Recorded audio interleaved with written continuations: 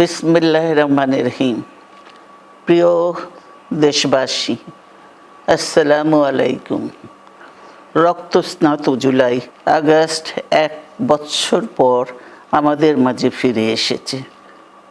দীর্ঘ 16 বছর ফ্যাসিস্টদের নির্মম অত্যাচার, নির্যাতন, গ্রেফতার, হত্যা, খুনের মাধ্যমে গণতন্ত্রকে ধ্বংস করে এবং একদলীয় শাসন ব্যবস্থা চিরস্থায়ী করতে চেয়েছিল আওয়ামী শাসক গোষ্ঠী। ছাত্র জনতার সম্মিলিত অভ্যুত্থানের মধ্যে দিয়ে ফ্যাসিবাদদের পতন ঘটেছে।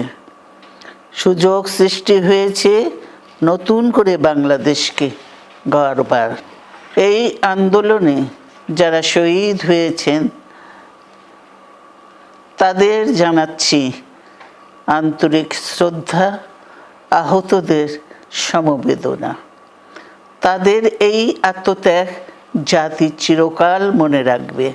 গুম, খুন, বিচার বহির্ভূত হত্যার শিকার যারা হয়েছেন তাদের তালিকা প্রস্তুত করতে হবে। দ্রুত বিচারের ব্যবস্থা ও রাষ্ট্রীয় স্বীকৃতি নিশ্চিত করতে হবে। প্রতিটি পরিবারের সম্মানজনক পুনর্বাসন ও নিরাপদ ভবিষ্যৎ নিশ্চিত করতে হবে। প্রিয় দেশবাসী,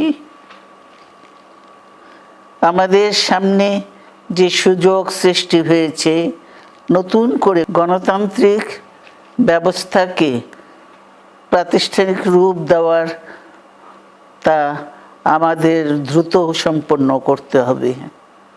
কর্মসংস্থান সৃষ্টি করতে হবে, জনগণের নিরাপত্তা নিশ্চিত করতে হবে। সর্বোপরি বাংলাদেশের স্বাধীনতা, সার্বভৌমত্বকে রক্ষা করতে হবে যে কোনো মূল্যে।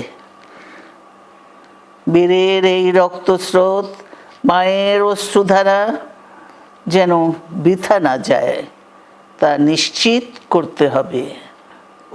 ঐক্য বজায় রাখতে হবে। আসুন আমরা সবাই মিলে শহীদ জিয়ার স্বপ্নকে বাস্তবায়িত করি কোটি মানুষের নতুন বাংলাদেশের নির্মাণের স্বপ্নকে। আল্লাহ হাফেজ। বাংলাদেশ জিন্দাবাদ।